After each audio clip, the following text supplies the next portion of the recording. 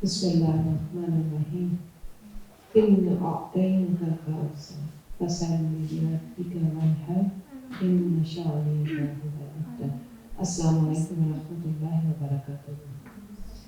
I am Rehan Qasmi and I have established Value as International Organization and I welcome you all to this course today. I would like to apologize to those wanting to join online course. Since this course is for those who are living in Kum, and we appreciate a lot of interest from them. However, we hope to introduce future courses for sisters, and then these courses will allow the participants to join online. Those who registered in this course and are not able to attend this course due to unforeseen circumstances should let us know ASAP so that we can allocate the slots to the other sisters who are waiting for this course. I just want to introduce my organization a little bit because we established this organization to have practically applied our ideas into bringing these courses like Ramzan al-Mubarak, Tafsir, in Ramzan al-Mubarak Tafsir courses, weekly majalises, and talk shows about different holy personalities, different cultural events for youth. And why we are doing this? Because the need for having extra activities for sisters, as many are available for brothers, and therefore research is being done to bring tailor-made courses for sisters. Some of the courses are looking to introduce for sisters, especially on the topics of tarbiyah and working in different fields that focus on short courses, not long courses, as this give those long-term courses will be as this like short-term courses give those interested to take part without compromising too much time in their daily lives. Long-term courses will be introduced in the future. A series of courses will be designed and we hope to give a comprehensive information within the short courses. We hope not to only bring courses in English language, we are also considering English, Urdu, and Farsi language. And we need the help of the sisters, and because we want to make this institution successful, we need your help, individuals, to take part in running this institute and to bring your talents forward, which can benefit the masses. We want to build a team who can deliver rich courses. Especially in this course, I will say those who are taking part in this course, please make your notes attentively, and those who can produce a thorough summary and present that to the management, they will receive rewards, gifts for their exceptional efforts. Recording of each session will be sent within the group, so those who wish to make through notes through notes are able to do so after each session in their own time. I will ask to everyone that please try to come, because your in-person presentation will be more like, if you are coming in this course and you are making notes, this is more beneficial for you and for us as well. And also I want to introduce the Ustad Muhammad Rastifar. He is very renowned scholar. He is a doctor and he is a specialist in Mahdaviyat. He is a teacher in Bintul Huda and in Jamiatul Zahra. And hopefully, inshallah ta'ala, we all benefit from his pearls of wisdom. I just want to invite Ustad Rastifa, and can we have a loud salawat for him? Allah.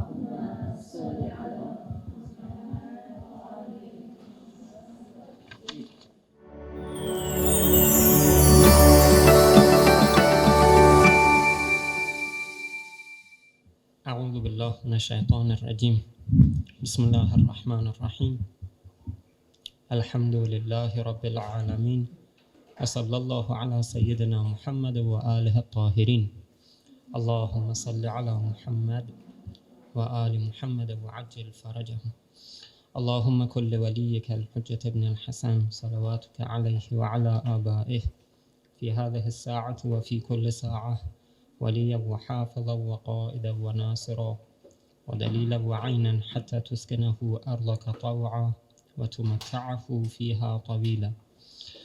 As a humble gift for our dear Imam of the time, we recite another salawat ala Muhammadin wa ali Muhammad. Allahumma salli ala Muhammad wa ali Muhammad wa ajil farajah. So first of all, I would like to say Mubarak inshallah to all of you, these very great Eids of this holy month of Sha'ban, especially congratulations because of the Eid which is coming inshallah next week, about the birth of Imam Mahdi alayhi salam, birthday of Imam Mahdi alayhi salam, and we hope that inshallah this will be the last birthday which is celebrated in the occultation of Imam Mahdi alayhi salam, and we ask Allah subhanahu wa ta'ala to hasten the reappearance of Imam alayhi salam as some gift for all of us inshallah.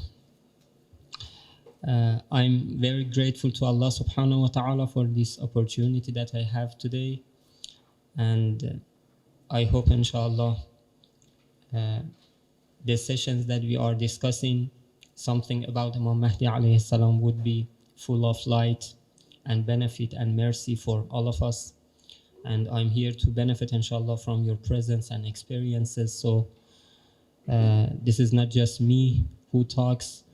Meanwhile inshallah I may request you to talk also, and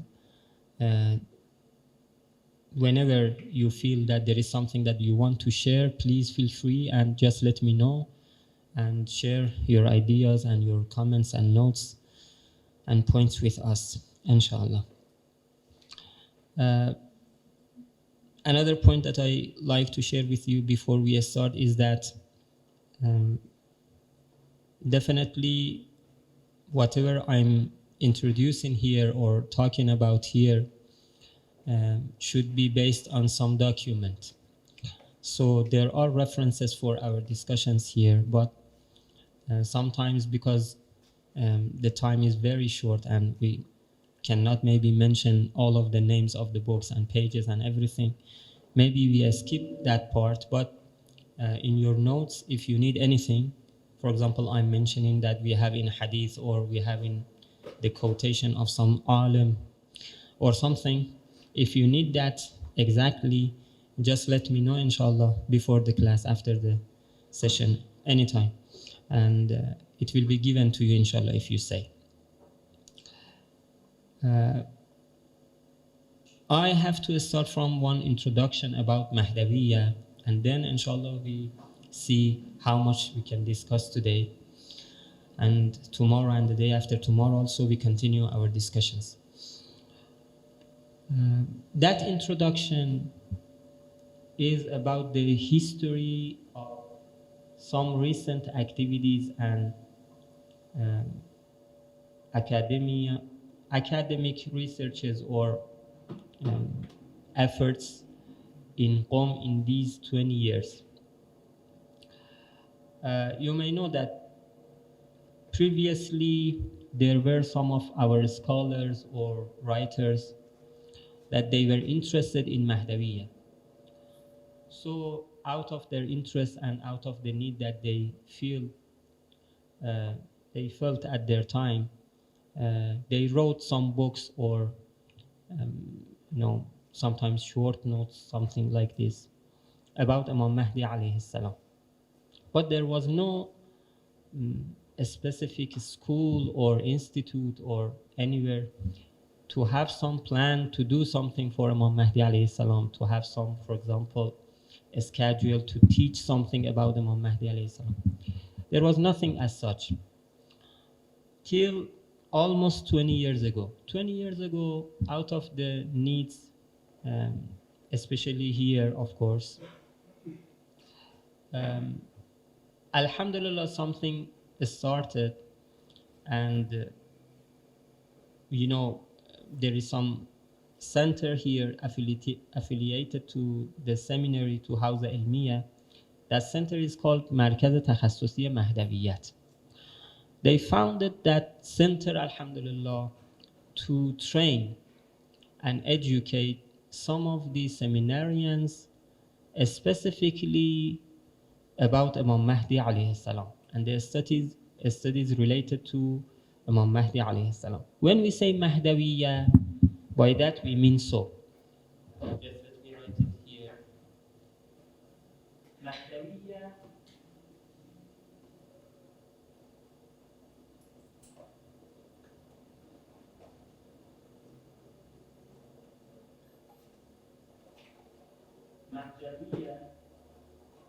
which is written like this in Arabic, is a study related to Imam Mahdi alayhi salam. In English, there are some words for that, of course, you know better than me. But sometimes we use Mahdi there. Why? Because the name Mahdi is in that, and we want to say that it is different from some other studies related to the Savior. It is more specific about Mahdi alayhi salam. And then the question that who is Mahdi and everything comes. So, everything which is related to Mahdawiya, like what, like, for example, our beliefs about Mahdawiya. Sorry, I'm writing this version sometimes. Like the signs of the reappearance of Imam Mahdi alayhi salam, the reappearance of Imam Mahdi itself. I don't know about the verbs, about the agents and representatives, about occultation, about whatever is related to Imam Mahdi alayhi salam is included here in the discussion of Mahdawiya. So, they founded that center to talk about and to work scholarly about Mahdawiya, and since that time they were offering 2 different courses for that for seminarians. PhD courses, which is called in Hausa Sath Chahar. I'm sure that you know that. And also MA courses, which is Sath Se in Hausa. So seminarians, after completing maybe 9 years, 10 years in Hausa, were able to apply for MA, and then after registration, after exam, everything, they could study MA, and then after finishing MA, PhD. Now you can imagine that since that time, Alhamdulillah, we had a group of people knowledgeable about Islam in general, because they were seminarians. And then they focused on different things related to Imam Mahdi alayhi salam. So how many researchers in the classes they, for example, had done? How many theses and dissertations, how many books, alhamdulillah, have been compiled since that time till now? So now the condition and situation is very different from 20 years ago in Qom, or in general maybe in our communities. Now we have lots of good products in different forms about Imam Mahdi alayhi salam, scholarly done. This is something that you have to know, because whatever we are doing here is based on the results of some of the activities and researches in those centers. Besides this center, which is called Markaz Takhassusi Mahdawiya, there is another center also, مؤسسه آینده روشن, Bright Future Institute. And in that institute also, since I think 6-7 years ago, they were offering PhD course, again the same as this one. for seminarians. These are for brothers, and for the sisters also in Jamaat Zahra Salamun Alayha. As far as I know, there are some courses. I don't know how much they are alive now, or in which level now they are taking some groups of the students. But as far as I know, they are supposed to have and run the courses in MA and PhD for the sisters in Jamaat Zahra Salamullah Alayha. Now, if there is any question, any doubt, any ambiguity, anything, we know where to refer. Previously, it was difficult to find someone expert in Mahdawiya. But now, alhamdulillah, there are centers and there are experts. And the experts are sometimes experts in very, very narrow fields. I mean, sometimes you say that someone is expert in Mahdawiya, it means that for all of these fields, that person is able to talk about or to teach.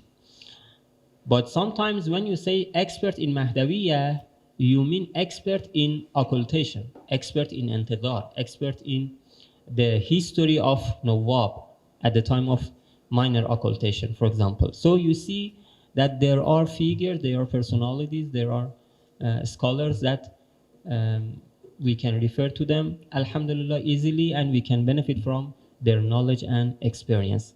I'm trying my best to share whatever I know about them, about their works, about the references which are beneficial, inshallah, for all of us.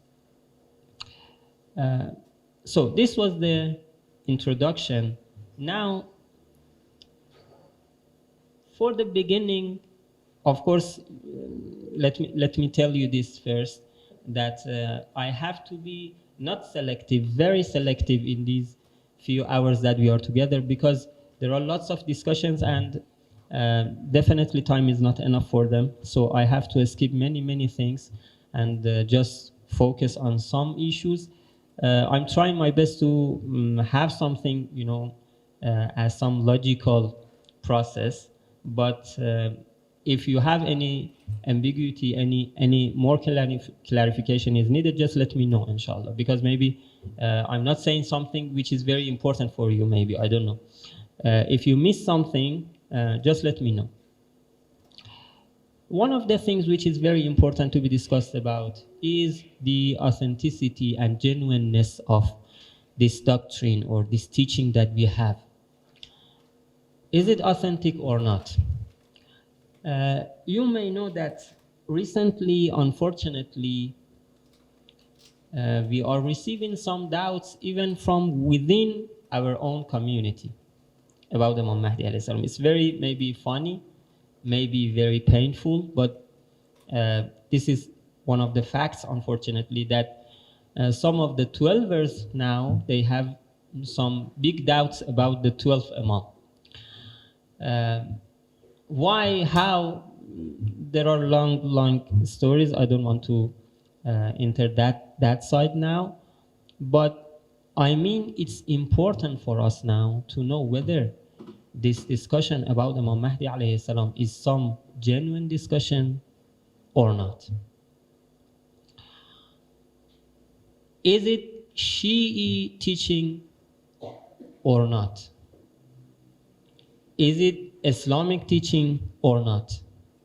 By not, I mean, there are some Orientalists, there are some people, they say that there was not such a thing in Islam in early centuries, and then later it was added as some heretic discussion or anything to the heritage of Islam or Rasulullah sallallahu alaihi wasallam. Is it from the Islam itself, or it was added by some others to the Islam? If it was added by others, it was taken from some other religions or sects, denominations, groups, schools of thoughts, or it was just done by the creativity of some people who became Muslim, for example. So there are different ideas. As I said, Orientalists, some of them, they have some ideas in these regards. Some who are against Shia, also they have some ideas in this regard. So it's important to see what was the root of this teaching in our beliefs when, as a 12-er, me, you, anyone says that I believe in Imam Mahdi alayhi salam, and I believe that there is someone with that feature and quality and characteristics, and I believe that this is some necessary part of the religion to believe in him. What is the root and source for that? If you are talking about this teaching as some Islamic teaching, we have to check the main sources of the Islam. So, at least there are 2 points which we have to take in consideration when we want to study the Quran, to check and to see whether there is anything about Imam Mahdi alayhi salam or not. Point number 1 is about this fact that the Noble Quran is not the same as other books. The Noble Quran is different in different senses. One of the differences is that, unlike other books, that when you open, you see the content, and it is the only thing which is here, which is existing here. About the Holy Quran, in addition to what we see, and we call it Zahir, we have another part, another realm, another level, another layer, whatever you want to call it, which is not visible. And we call it, yes, thank you, we call it batin. So, if I ask you, how can we prove that there is batin for the Quran? What would be your answer? You know why? Because for Zahir, there is no problem. This is the apparent part. As soon as you open, you see. And we call it Zahir, because it is seen, visible. But now we say that for the Quran, there is some invisible part. How, for example, how I understood that there is some invisible part. If it is invisible, it means that I cannot see. How can I claim so? We have to answer this question. What is the answer? The answer is that the one who has the knowledge of the Quran, the very exact person who has given us even this apparent part of the Quran, told us about the existence of the hidden part or invisible part of the Quran. Rasulullah sallallahu alayhi wa alayhi, through some hadith, told us that for this noble book, there is some invisible part. We have hadith, otherwise we could have not understood this type of facts about the Quran. So this is not something that we discovered. Actually, we were told by the one who had this knowledge. And we trust Rasulullah sallallahu alayhi wa. Rasulullah is the one that through him we received even the Zahir part. This is very important. I repeat that because if someone says that how you rely on this type of hadith about the batin of the Quran, we say how you rely on Rasulullah sallallahu alayhi wa about the Zahir part of the Quran. You've not been there at the time of the revelation. There was no screen to show us revelation to check whether Rasulullah is reading like this or anything different. We relied on Rasulullah. We trusted Rasulullah because he is ma'soom. Because we know that this is part of his mission to tell us about revelation. So, as we trusted him in this field about the Zahir part of the Quran, we trusted him about other things related to the Quran. One of them is the batin part of the Quran. So, alhamdulillah, through hadith we know about batin. But, again, another question. Now I know that there is some invisible part. But because it is invisible, I don't have any access to it. How can I benefit from that invisible part of the Quran? For Zahir part of the Quran, there is some term in Quranic sciences also, You've heard it and you know it. And that term is tafsir.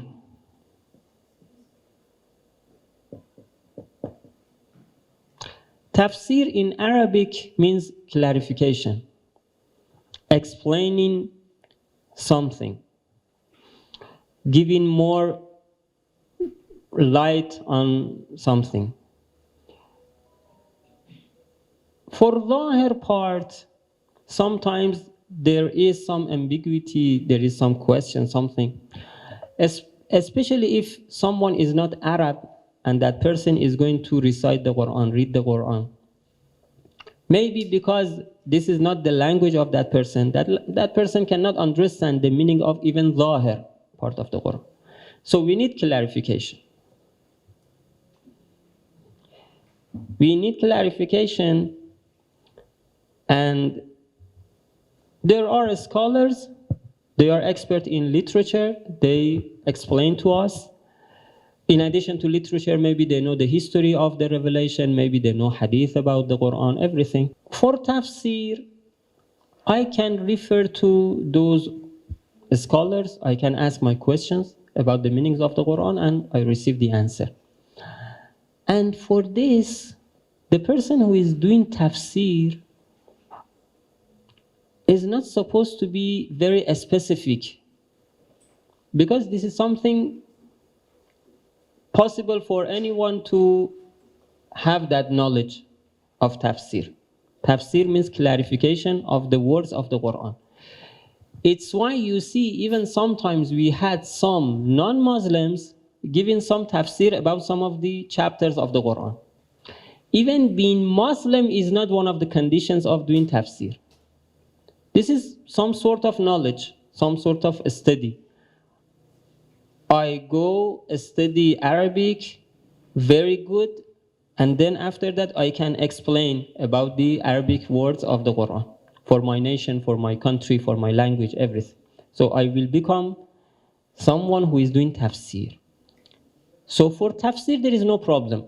We are not talking about mufassir that is recognized in our community. When we say mufassir like Ayatollah Jawadi, Hafazahullah, like Allama Tabatabai, Rahmatullah alayh, they are different. Inshallah, at the end, I tell you about the difference. In general, I want to say for tafsir, there is no specific condition. Tafsir is something dealing with the words, with Arabic literature, language. But how can I benefit from the batin part of the Quran? For Zahir part, I refer to Mufassir, I refer to the book, I can benefit. What about batin? How can I benefit from batin? There is another term here, which is ta'wil.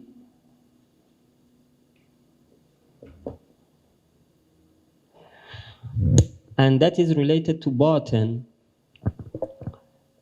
Ta'wil means referring and returning the apparent meaning of the sentence or word to something beyond that, which is not visible. So this is the act of ta'wil.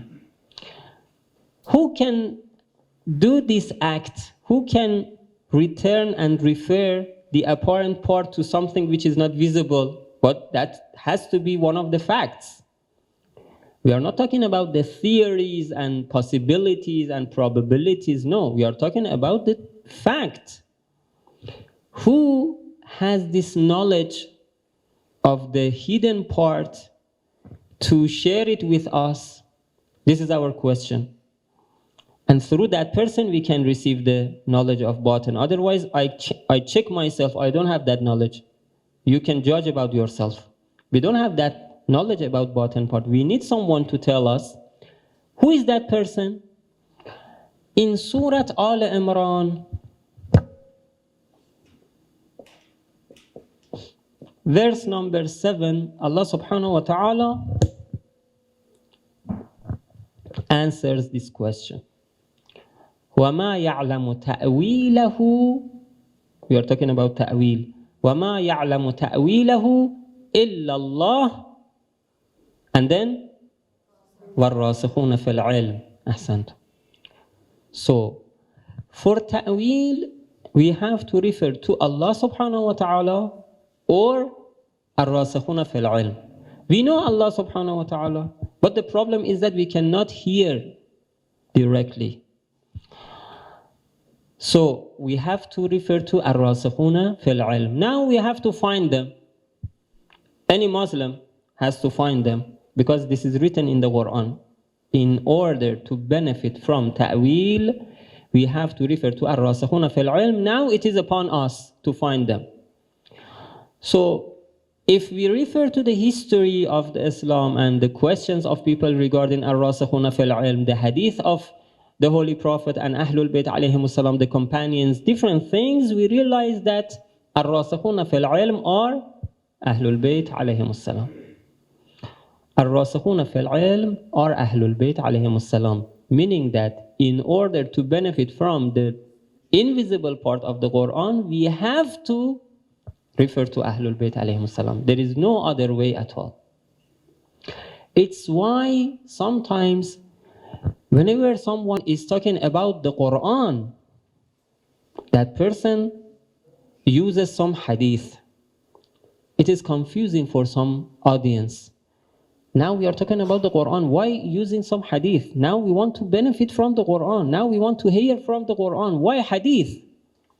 This hadith is some necessary part for understanding the Quran, for invisible part of the Quran. Otherwise, there is no access for us. So this is not independent. This is something to let us know the Quran properly, completely. So this is point number one about the Quran. Quran has zahir and batin. Now let me have a question. If someone does some research about the, I don't know, existence of something about Imam Mahdi alayhi salam in the Quran, and then after the research tells us that there is no word as Mahdi alayhi salam, Muntazar, I don't know, any title, any label, any epithet, any wasf, anything for Imam Mahdi alayhi salam. So there is nothing about Imam Mahdi alayhi salam. If someone claims so, can we accept that claim? We say no. Why? According to this point here, we say that because the research was done in which realm? In Zahir. But what about the Batin? It's not just Zahir. What about the Batin? Is it also including Batin? Comprehensive? After referring to hadith of Ahlul Bayt alayhimus salam, or just it was according to some software about the Quran?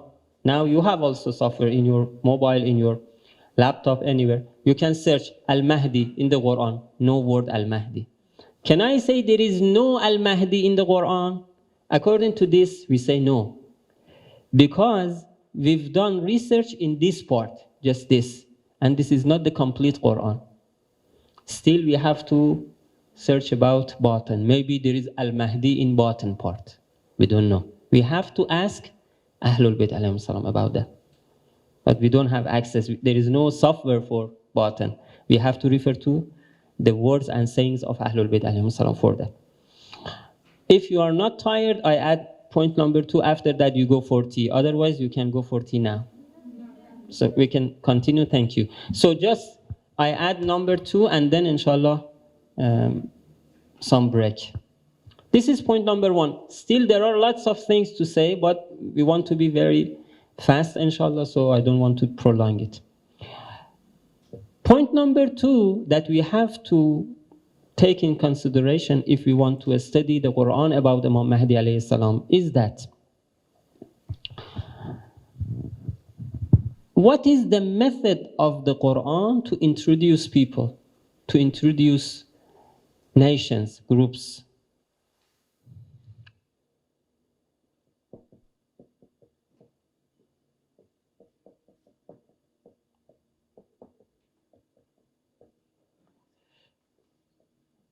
I wrote it like this, but you have, you write as you like, whatever is better for you.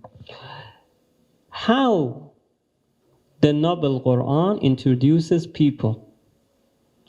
What is the method? The very fast and the very first type of that which comes to mind is by using the name. So how Quran talks about different people? By using their names. Like what? وَإِذِ ابْتَلَى إِبْرَاهِيمَ رَبُّهُ بِكَلِمَاتٍ. This ayah is about Prophet Ibrahim. وَخَرَّ مُوسَى صَعِقًا. For example, different names of people, including prophets of God, alayhim assalam ajma'in, even the enemies of God, Pharaoh, Abi Lahab. But the question is this, that is it the only way that always the Noble Quran uses for introducing people? We say no. Why? Because of these questions, the answers of these questions, of course. Do we have anything about Prophet Khidr in the Quran or not? Prophet Khidr, you know. Do we have anything about Prophet Khidr in the Quran? The story, I'm not talking about the name. Do we have the story of Prophet Khidr in the Quran? Yes, we do. In Surah Al-Kahf, there is the story of meeting between Prophet Musa and someone who had hikmah.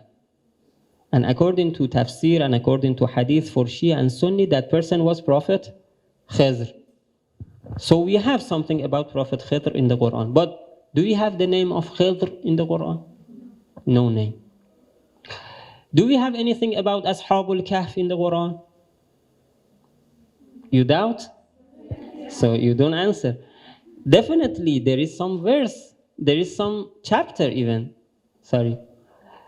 But do we have their names? No. What about this type of verses? Please let me know. This verse is about which person? إنما وليكم الله ورسوله والذين آمنوا الذين يقيمون الصلاة ويؤتون الزكاة وهم راكعون. Imam Ali alayhi salam. أحسنتم. So you, because you are a Shia of Imam Ali alayhi salam, because you love Imam Ali alayhi salam, you say that this ayah is about Imam Ali alayhi salam, or other Muslims also agree with you?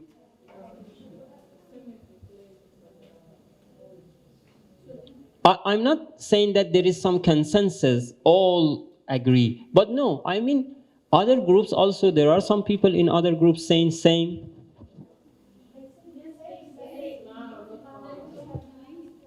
Uh-huh.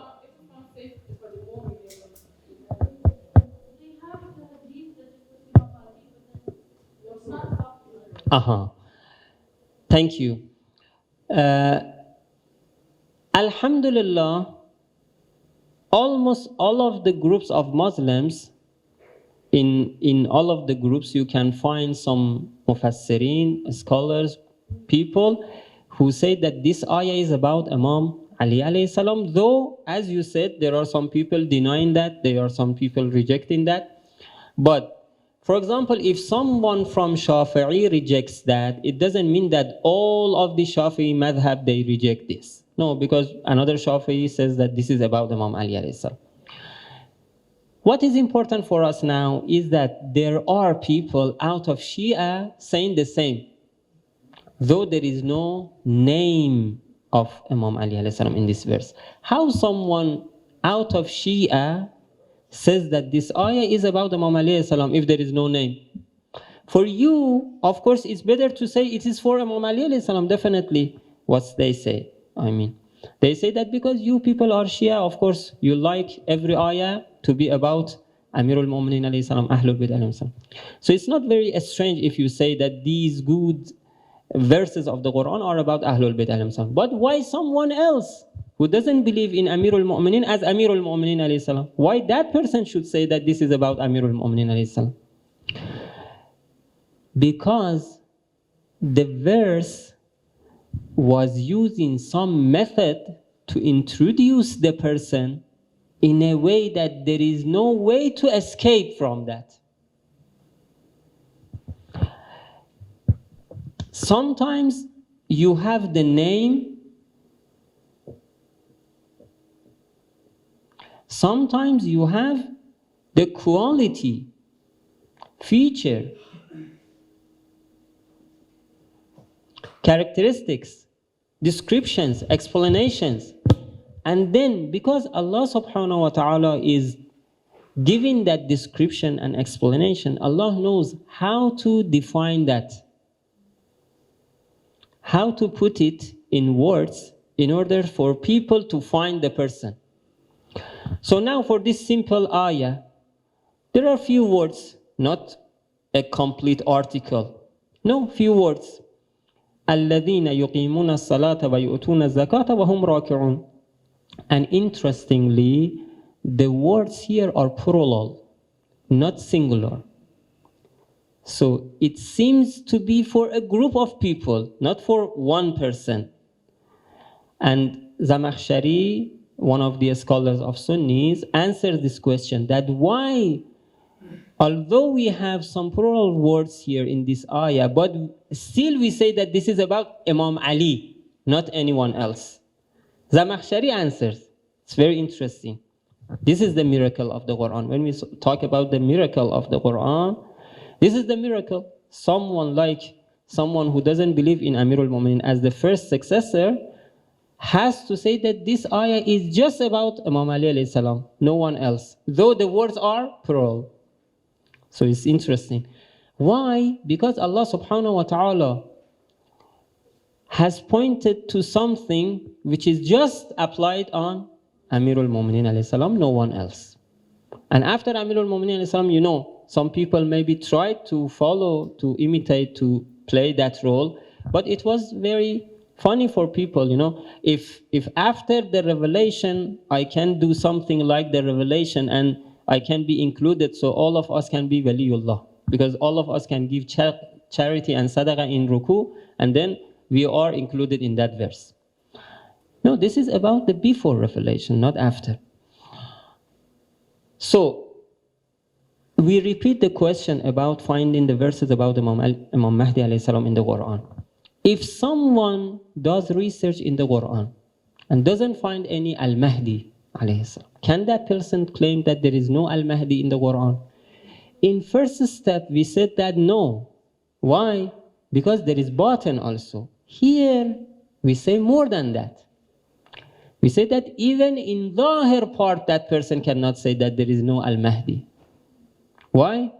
Because that person just looks for the name, but maybe there is no name for Al-Mahdi alayhi salam, but there are some verses, and Allah subhanahu wa ta'ala, through the explanations, descriptions, characteristics, talks about Imam Mahdi alayhi salam, not through the name.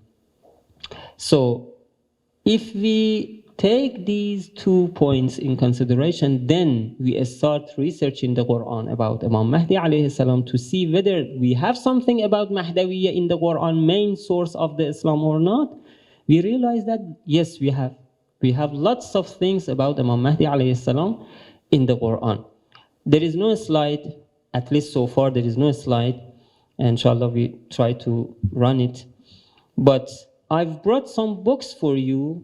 The information will be given, inshallah, in the slide. But even the hard copy I've brought to be accessible for you to see that since a lot before, it was one of the customs of our scholars to compile some books about the verses which are related to Imam Mahdi alayhi salam.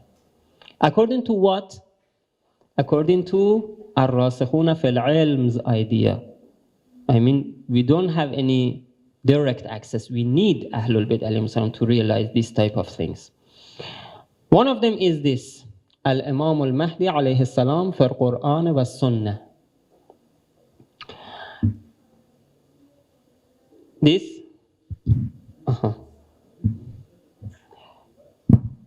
one of them is this one. Mu'jamu Ahadith al-Imam al-Mahdi alayhi salam, volume 7. Inshallah, in your break time, you can come and see the books. One of them is this. I just talk about this one and then I finish. This is Mu'jam Mahdawiyat dar Tafasir Shi'a wa Ahl Sunnat. In this book, It's a teamwork. There are narrations about 600 different, almost 600 different verses of the Quran related to Imam Mahdi alayhi salam, according to Shia and Sunni. Some of them Sunni, some of them Shia, I mean. And it's very interesting. For example, you've heard that Raj'a is something specific for Shia. Shia believes in Raj'a, but not others. But here you see lots of Sunni scholars in their commentaries under some of the verses, they say that according to this verse, we can prove the possibility of Raj'a. So Raj'a is something related to Imam Mahdi alayhi salam, and they say that this is specific to Shia, but when you go to the tafsir, no, unfortunately, no. Some of them are in Farsi, some of them in Arabic, some of them even in English, but not all of them in English, yeah. Inshallah, I give you a list of some good books, inshallah, at the end. Thank you very much.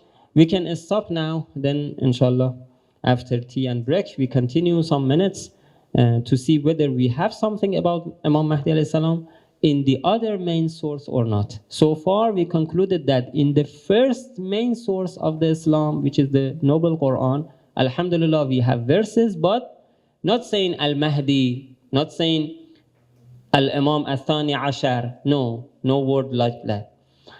But if we follow the method of the Quran, we find them. Now we have to check the hadith, inshallah. For the hastening of the reappearance of Imam Mahdi alayhi salam, recite salawat ala Muhammadin wa ali Muhammad.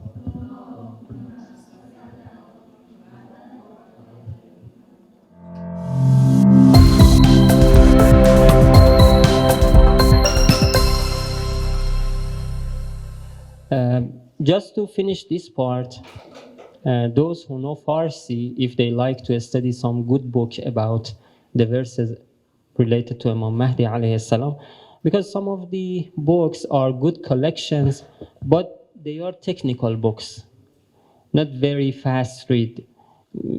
There are just Arabic words and explanations about references and different details like this. This is not easy to read. But there is some good book for that, which is called Qafil Salar. As I said, this is for those who can read Farsi. I think maybe all of you can benefit, alhamdulillah. So the book Qafil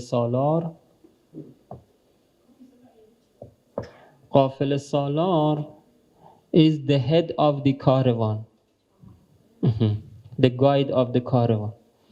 So this is one of the epithets that we use for the guides like Imam Mahdi alayhi salam. The book is written by Sheikh Mahmoud Abazari. This is a very good book. First of all, explaining everything about the method of the Quran, the points that we had, more points even, references everything, hadith about how to use the Quran, for example. And then he starts talking about different groups of the verses that we have related to Imam Mahdi alayhi salam. In that book, you see, we have 8 different groups and sets of verses. I'm not talking about the verse. I'm talking about the sets of the verses. For example, we have a set of some verses regarding the existence of Hujjah of God in every time. Now it is applied on Imam Mahdi alayhi salam. We have another group of the verses talking about the occultation of Imam Mahdi alayhi salam. We have another group of the verses talking about the return and Raj'ah. We have another group talking about the responsibility of people at the time of occultation. Wadha'iful muntadhirin. We have another group of the people talking about the signs of the reappearance of Imam Mahdi alayhi salam, ala'imud zuhur. So he talks about different groups, and from each group, he brings maybe 1, 2, 3 examples. That, for example, this ayah in that chapter talks about this fact, and according to hadith, this is about Imam Mahdi alayhi salam, explains that. So very good and beneficial book. If you like, inshallah, you can refer to this book, and it is available on net. You can find it in an Qa'imiyya site or other websites. I have the file also. If you cannot find it, let me know. Inshallah, I give you the file of the book. This was about the Quran. And now, just I want to repeat that it is not just us who says that we have some of the verses about Imam Mahdi alayhi salam. Those who follow the method of the Quran properly, they can find some of the facts about A'imma alayhim salam in the Quran. So we have some of the scholars of Ahlus Sunnah also who say that there are some of the verses related to Imam Mahdi alayhi salam at the end time, Akhir al-Zaman. It's interesting to know because now some of the extremist groups of Sunnis, they try to say that it is just Shia who say so. But no, it is not just Shia. Many Muslims in different groups of Islam, they say that according to the method of the Quran, there are some verses related to Imam Mahdi alayhi salam. But now we want to see something about hadith. Do we have hadith about Imam Mahdi alayhi salam? Maybe for you it's not a serious question because the answer is very clear. Definitely we have hadith about Imam Mahdi alayhi salam. It's not a challenging matter or something controversial. We just want to review because now, as I said, there are some people claiming that we don't have any authentic hadith. Whatever we have is just some weak hadith, da'if hadith, through some people who are not trustworthy like this. Can I accept it or not? When we refer to the books, when we refer to the works of the scholars, expert in hadith, because hadith is a very, very deep knowledge. For that, there are scholars. If it is not my specialization, if I say something, those who are expert in hadith, they don't accept my judgment. They say that you are not expert of this field. This is something serious. When we refer to the books, discussions, lectures, different things of the experts of hadith, we see something else. We see that they accept hadith about Imam Mahdi alayhi salam. They say that hadith about Imam Mahdi alayhi salam is authentic, is reliable. They say that the narrators who narrated something about Imam Mahdi alayhi salam, some of them are very famous narrators, so we can trust them easily. So this is the judgment and conclusion of the experts, but there are some figures, sometimes they are not even seminarians. They've done just some research, personal research, or maybe they know Arabic, maybe they are expert in Arabic, and they think that because Islam is in Arabic, so whatever we see, we understand everything. So there are some people as such saying something against the idea of all of the scholars. So whom we should refer to? Definitely we should refer to the ulama of everything, not someone who doesn't have any knowledge. It's why we review just to double check and to reassure ourselves that, ensure ourselves again that we have enough hadith about Imam Mahdi alayhi salam. But for this side, with your permission, because of the time, I skip the idea of Shia about hadith. Why? Again, it is very vivid, very clear that Shia believes that we have enough hadith about Imam Mahdi alayhi salam. No doubt, so we put it aside. Let's go to the idea of Ahlus Sunnah. According to Ahlus Sunnah, do we have enough hadith, good hadith, sahih hadith, mutawatir hadith?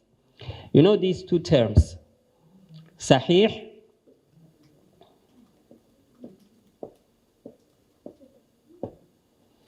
mutawatir.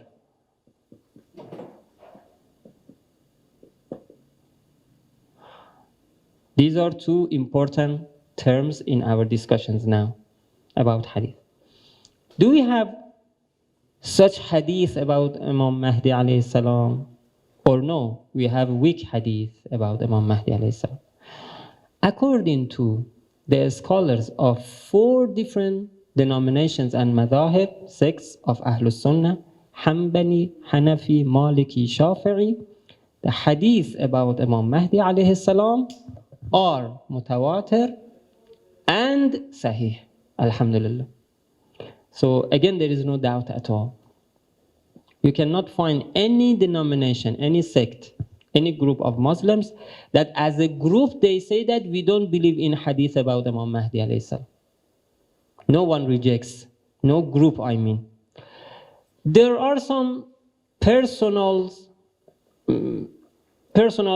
ideas, there are some individuals in some of the groups, they may say something, they may say something against, but it is just their own idea. I mean, even the followers of their madhab, they don't agree with them. Like what? Like Ibn Khaldun. Ibn Khaldun died in 9th century. Everything is available, inshallah, I share with you. I just tell you the story. If you need anything, I give you the document. Ibn Khaldun was expert in history and sociology, not hadith. But because of his idea about sociology, he explains something about Islam, and then he goes to the discussion about the end time, Akhir al-Zaman, and then the just government, global government of Imam Mahdi alayhi salam, which is mentioned in hadith, promised, and talks about that. And then he refers to some hadith about Imam Mahdi alayhi salam to see whether he can trust them or not, trust on them or not. Explain something about the value of those hadith. Ibn Khaldun verifies the hadith about Imam Mahdi alayhi salam as weak hadith. But even the followers of the same sect in Ahlul Sunnah rejected the idea of Ibn Khaldun and answered Ibn Khaldun, sometimes very harshly even, that first of all, this is not your field. Why you judge? You are expert in history and sociology. This is the field of hadith. You don't know how to evaluate hadith. Why you say hadith is za'if? This is not your expertise. And secondly, the way that Ibn Khaldun did that was very wrong. Like what? I tell you, inshallah, about the number of the hadith related to Imam Mahdi alayhi salam. But for this part of the discussion, keep in mind that we have 563 Nabawi hadith, prophetic hadith, hadith from Rasulullah sallallahu alayhi wa alayhi related to Imam Mahdi alayhi salam and other things around Imam Mahdi alayhi salam. By that I mean that don't think that all of them have the name of Al-Mahdi in that or one of the names of Imam Mahdi alayhi salam. No, sometimes they are about the signs of the reappearance, sometimes they are about the helpers of Imam Mahdi alayhi salam, sometimes they are about the fitna before the coming of Imam Mahdi alayhi salam. But in general, they are about the coming of Imam Mahdi or the personality of Imam Mahdi alayhi salam. We call them Mahdawi hadith. Mahdawiya with all relations. So, you see a very great number of hadith just from Rasulullah sallallahu alayhi wa alayhi about Imam Mahdi alayhi salam. Now, out of this number, which is just from Rasulullah, we are not talking about the hadith of other infallibles yet. Out of this, how many of them have been evaluated by Ibn Khaldun? How many, you guess? No, 23. So it's why some people say that, how you say so? How? This is not a standard. This is not a scholarly done. This is not authentic. Out of hadith, out of all of the hadith about Imam Mahdi alayhi salam, Ibn Khaldun had brought 23 hadith, and out of that, he verifies 19 of them as weak hadith. Again, another question. What about the rest? There are still 4. What about these 4? Ibn Khaldun says, no, these 4 are sahih. So, if out of 23, 4 are sahih, How can I say that hadith about Imam Mahdi alayhi salam is weak? This is wrong. Imagine that all of them were also da'if. Again, if it is just 23 out of hundreds, how can I say that hadith is da'if? This is wrong. In addition to that, it's interesting that even if you refer to the words of Ibn Khaldun, sometimes you see that even Ibn Khaldun didn't dare to say that the hadith about Imam Mahdi alayhi salam is da'if. Some people after him, according to his job, they said that Ibn Khaldun said hadith is da'if. So it's attributed to Ibn Khaldun, more likely. So you don't find any explicit saying or quotation from Ibn Khaldun saying that hadith is, for example, da'if. No, Ibn Khaldun tries to say so, likes to say so because of his own idea in sociology, because he wants to say that it is not possible to have that global government. According to his idea, it is something not possible. So he wants to weaken that. In order to weaken that, he has to weaken the reference of that. And the reference is hadith. So he likes to reject the hadith, but he cannot reject those four. So he keeps silence about those four. But later, after him, some people came and said that, as Ibn Khaldun said, hadith is da'if. So this is a story of what Ibn Khaldun did. Inshallah, it will be given to you if you like. But like Ibn Khaldun, there are some individuals following Ibn Khaldun or the way he said something. But the groups of Muslims, Shafi'is, Hanbalis, Malikis, Hanafis, the groups and the scholars of hadith, they explicitly, very loudly, they say that we have hadith about Imam Mahdi alayhi salam. First of all, the existence of the hadith. Second, the hadith about Imam Mahdi alayhi salam are sahih and mutawatir.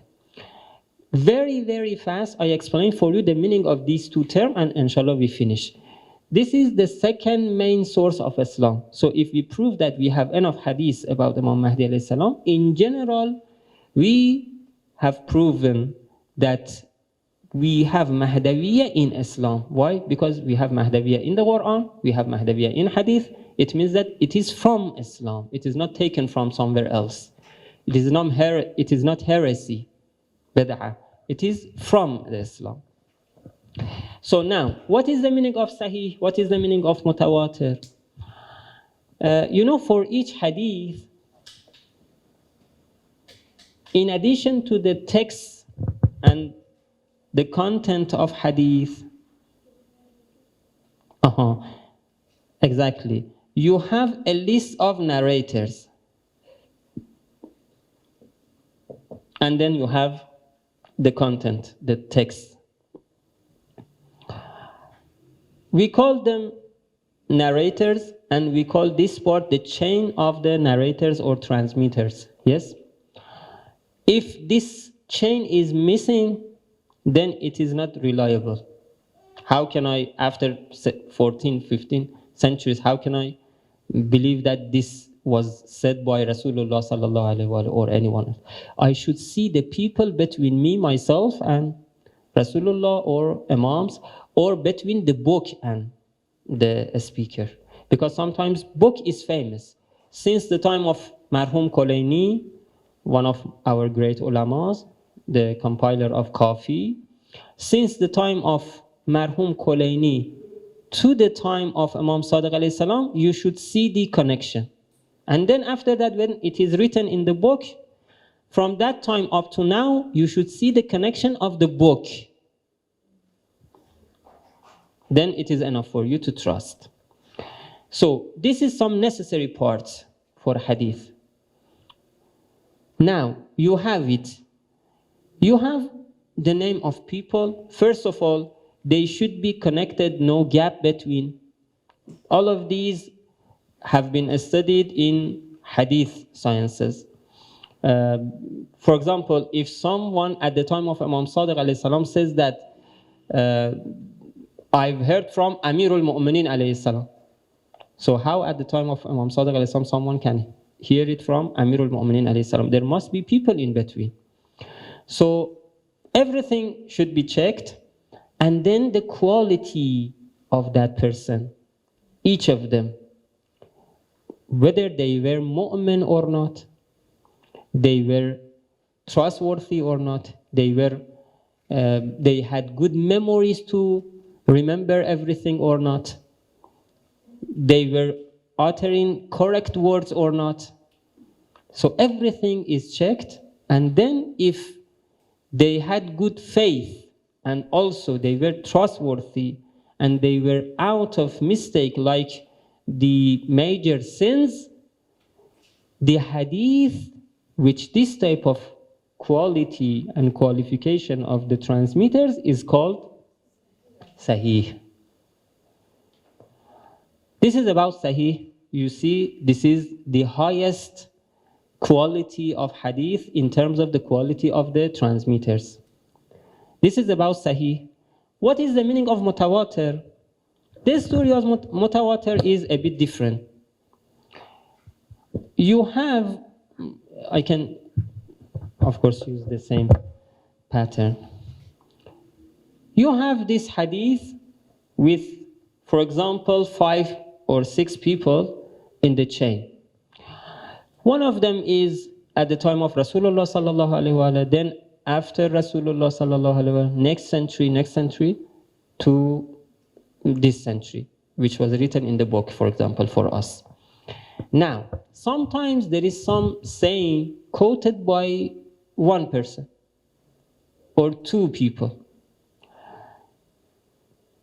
Can you trust them? You say it depends. It depends. Though it's not that much easy to trust, but we don't reject. We say that if they are good, if they are trustworthy, sometimes we may trust them. But still you have doubt. I mean, it's not easy. But if 10 people say the same thing, it's easier to trust. If 20 people, then if 20 people say the same, but all of them are from the same tribe, imagine that I am from Qom, imagine. 20 people of Qom say that we heard Imam Sadiq alayhi salam said that the best of the people are from Qom. You see that I'm myself from Qom, all of them also are from Qom, and they say something for Qom. Can you trust? You have 20, but still you have doubt. It's not something easy to trust them. But if the same sentence is said from Imam Sadiq alayhi salam, but by 20 people from 20 different cities, now the story is different. You say that someone from Tehran, someone from Kashan, someone from India, someone from Iraq, they also say that Imam Sadiq alayhi salam said that the best of the people are from Qom. So it's different now. You can think more about this hadith, you can trust it easier. So, when the number of the people at the same generation, I'm not talking about the people who pass the hadith, I'm talking about the people that simultaneously they narrate the hadith. At the same generation, they narrate the hadith. If the number of the people who are simultaneously